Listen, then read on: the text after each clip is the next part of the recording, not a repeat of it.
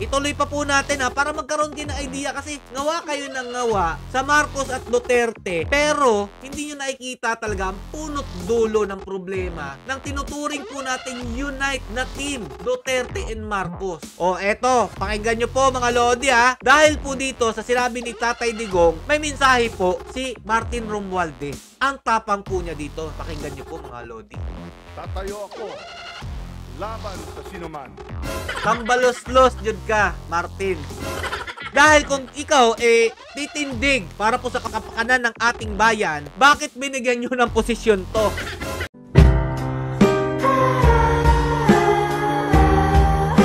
Yo, what's up mga Lods? It's Bigay Peps TV. Welcome back po sa ating YouTube channel at saka sa ating Facebook page.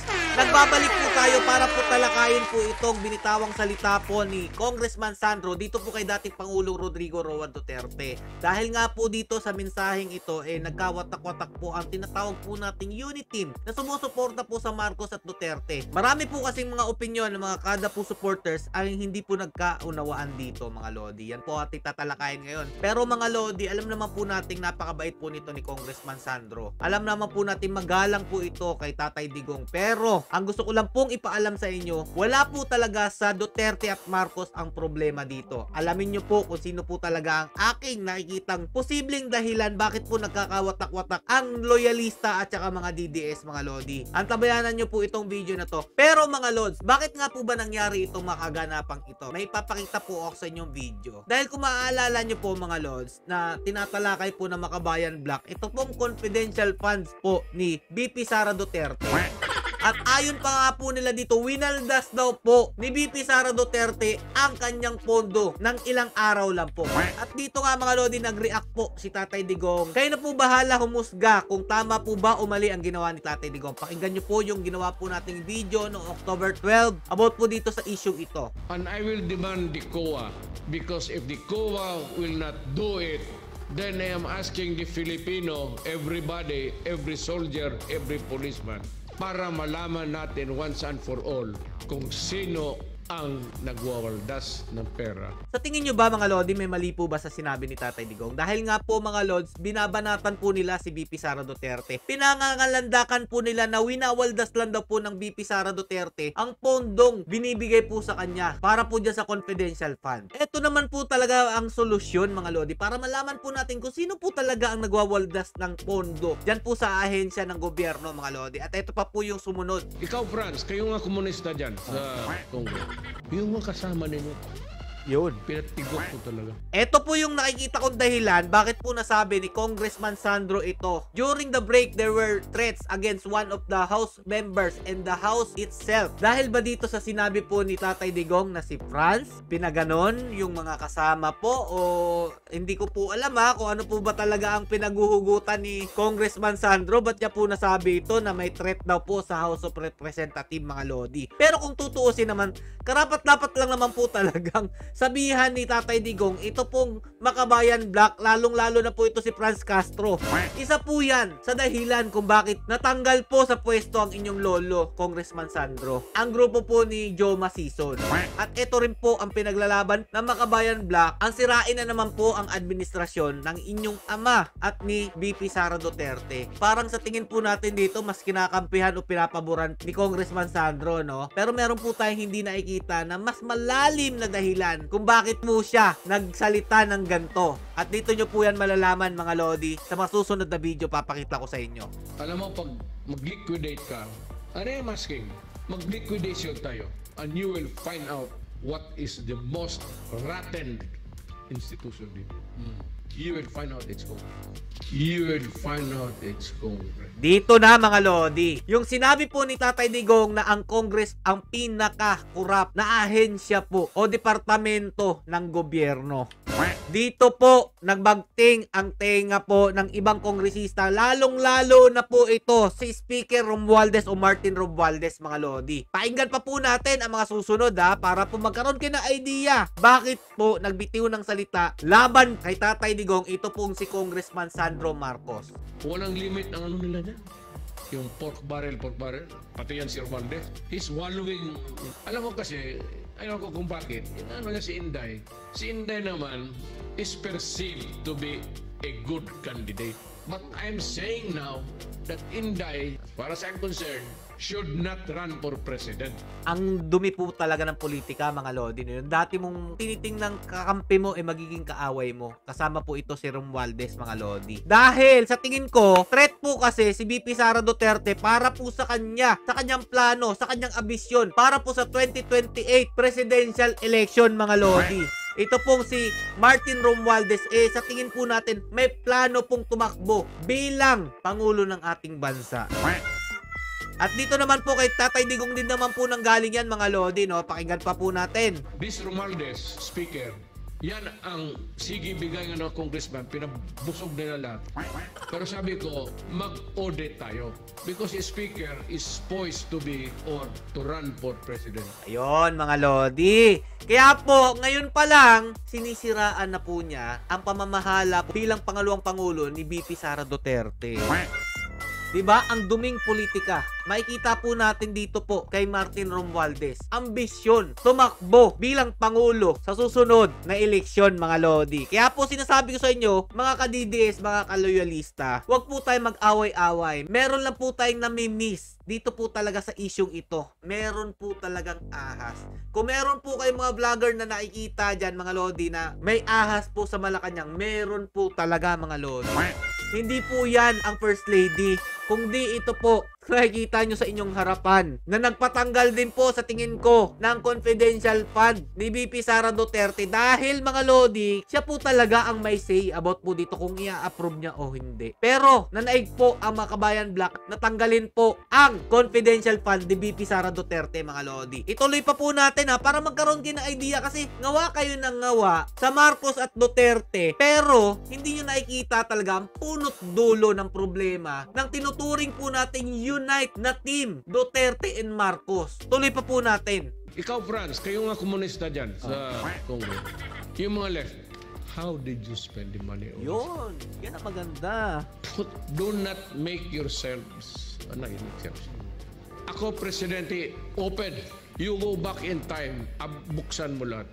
May mali ba dito sa sinabi ni Tatay Digong? Gusto lang naman niya yung paimbestigahan. Lahat po kayo dapat. Hindi lang si VP Sara Duterte ang tinutukoy niyong nagwawaldas ng pera dyan. Dahil sa tingin ko naman, ginamit ng maayos ni VP Sara Duterte ang pondo, confidential fund, para po sugpuin itong makabayan black na ito, mga Lodi. Bakit kayo nagkakandala iti? Paimbestigahan kayo lahat. Wala kayong tinatago dyan sa inyong ahensya, sa inyong pondo. Bakit kayo matatakot, di ba? Totoo naman. Ito pa, mga Lodi, Gaganito makaganda ang Davao kung niwaldas ko yung discretionary fund ko, intelligence fund. Gaganito kaya, you know the history of Davao. Ganyan si Pastor. Kayo lahat, you're a living witness. Now maganda ang Davao. How did it came about? Kinain ko yung intelligence fund. Ang intelligence fund, binili ko, pinapatay ko lahat. Kaya ganun ang Davao. Yun. Yan po talagang dapat sa intelligent fund. Hindi po dapat tipirin. Ang gusto po kasi ng makabayan black, mga Lodi, mga 5 taon daw po bago po maubos yung fund. Para po matagal po silang masugpo. Gusto po nilang malaman kung saan ginagamit ang confidential para maiwasan po nila yung plano ng gobyerno. Yan lang naman po ay sa tingin ko nangyayari, mga Lodi. Kaya po, init na init po sila dito kay VP Sara Duterte na gamitin po yung kanyang confidential fund. Eto na, mga Lodi. Kaya ko po sinabi sa inyo na si Martin Romualdez, nakikita ko po talagang may problema dito po kay Marcos Duterte tandem. Dahil, mga Lodi, kung naaalala nyo po ito, magpinsan po ito si Romualdez na Martin at saka yung sinabihan po ni Mar Rojas na you are a Romualdez and the president is Aquino. Magkaiba po sila ng ugali, mga Lodi. Kung naaalala nyo po itong video na to, nakawawa po talaga sila sa Yolanda nung tinamaan po ng bagyo ang lugar po ng Tacloban, mga Lodi. Biruin mo, ginanito na nga yung pinsan mo nito ni Mar Rojas. Binigyan pa ng posisyon. Di ba napakagaling? Dahil nga po, may pangarap po siya. Sa tingin ko, na tama po talaga yung sinasabi ni Tatay Duterte na gustong tumakbong Pangulo. At eto pa po malupit ha, gumagawa pa po siya ng kwento. Meron po yatang editor to, pinapalabas po nila na nandun po siya sa panahon po ng Yolanda tragedy, tawag natin dyan Nandun po si Martin Romualdez, pero halata naman po dahil ako po isang nag-edit din po ng photo, makikita po natin edited po yung picture. At meron po magpapatunay dyan na wala naman po siya talaga time na yan sa Yolanda, mga lodi. Ito si Martin Romualdez. Oh, anong ginagawa? Nagpapalinis ng pangalan? Nagpapabango ng pangalan? Kaya sa tingin ko, ang nagbubuyo lang po kay Congressman Sandro, mga lodi, itong si Martin Romualdez. Dahil si Congressman Sandro, House Senior Deputy Majority Leader, mga lodi, sino po ba magtatalaga dyan? Diba? Siyempre yung speaker. Yung pinakaulo. Diyan po sa kamera. At eto naman po mga lodi, si Sandro, sa tingin ko, naging sunod-sunuran kung sino po yung nagturo sa kanya. Bilang maging isang mabuting politiko, mabuti nga bang naturo sa'yo, Congressman Sandro? Yung dating nire-respeto mong si Tatay Digong at dahilan po ng pagkalibing po ni Apo Lakay sa libingan ng mga bayani na matagal na pong inaasam ni PBBM, Pamilya Marcos. Tapos biglang ginanito mga lodi, no? Para po masiraan lang ang namamayagpag na pangalan ni VP Sara Duterte, mga lodi. Tiruin mo, tinanggalan po ng confidential fund. Parang kinampihan pa po ng Kongreso ang ginagawa po ng mga kabayan black, mga lodi. Oh, ngayon may idea na kayo na wala naman po talagang problema ang Marcos Duterte. Kaya nga po may tumatawag dito na tambalos-los, mga lodi. Kasama na po dyan si Madam Amy o Senator Amy Marcos. May tambalos-los po talaga dito po sa Kongreso. O eto, pakinggan nyo po mga lodi ha. Dahil po dito sa sinabi ni Tatay Digong, may mensahe po si Martin Romualdez. Ang tapang po niya dito. Pakinggan nyo po mga lodi. Tatayo ako laban sa sinuman na mananakot sa atin para masunod lamang ang gusto nila. Itindig ako tayong lahat para sa kapakanan ng bayan. Los-los ni mo. Tambalos-los jud ka, Martin. Dahil kung ikaw titindig para po sa kapakanan ng ating bayan, bakit binigyan nyo ng posisyon to? Diba? Bakit nyo hinayaan na yung taong nang alipusta sa inyong pinsan, binigyan nyo pa ng posisyon dyan po sa gobyerno? Diba, mga lodi, nakakatakot to. Yung mga kalaban, mga lodi, dahil nga unity team, alam lang po natin na hindi naman po talaga to nakikipag-unite. Okay lang po yung unity, mga lodi, para sa akin. Kung pareho po kayo, may magandang intensyon. Pero, kapag nag-unity po tayo, mga lodi, tapos yung kalaban po natin, traitor rin tayo sa huli, ibang usapan po yon, mga lodi. Kaya po talaga merong tambalos-los po dito po sa atin, mga lodi, sa Malacanang.